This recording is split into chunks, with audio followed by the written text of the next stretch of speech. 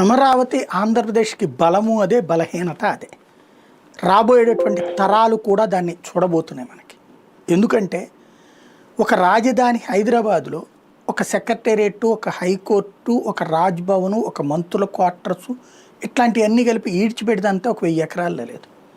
మనం ఇక్కడ 55,000 ఎకరాలు ఒకసారి తీసుకున్నాం. ఇప్పుడు ఇవన్నీ కలిపితే దాదాపు 1,00,000 ఎకరాలు చేస్తున్నాం. అది కేవలం 29 గ్రామాల్లో చేస్తున్నాం. ఓ పక్కన విజయవాడ, గుంటూరు కలిసిపోయిన అమరావతిలో అని చెప్తున్నాం, కలిపేసి అంటున్నాం, ఓఆర్ఆర్ కడుతున్నాం. నువ్వు కట్టాలనుకున్నటువంటి ఇంటర్నేషనల్ ఎయిర్పోర్టు ఆ 29 గ్రామాల్లోనే ఎందుకు కట్టాలి? గన్నవరంలోనే ఎక్స్పాండ్ చేసుకోవచ్చు కదా. నువ్వు ఎందుకు చేయట్లేదు? నువ్వు ఆల్రెడీ ఉన్న ఎయిర్పోర్ట్ విస్తరించడం కరెక్టా?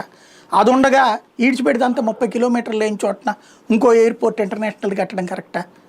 ఇప్పుడు హైదరాబాదులో బేగంపేటలో కట్టారంటే, బేగంపేటకు బదులు శంషాబాద్ కట్టారంటే, అది బేగంపేట ఊరు మధ్యలో ఉంది. అది మొదట్లో ఊరి చివరకు, ఆయన తర్వాత అట్లా పాకిపోయింది. అది ఎప్పుడు ట్రాఫిక్ ఇబ్బంది కాబట్టి, సమస్య అయింది కాబట్టి కట్టావు.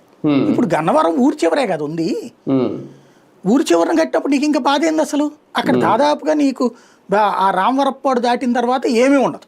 అంతా చిన్న చిన్న షాపులు, చిన్న చిన్న వ్యాపారాలు, అంతే కదా అక్కడ. ఇంకోటి అవుటర్ రింగ్ రోడ్డు కడుతుంటావు నువ్వు.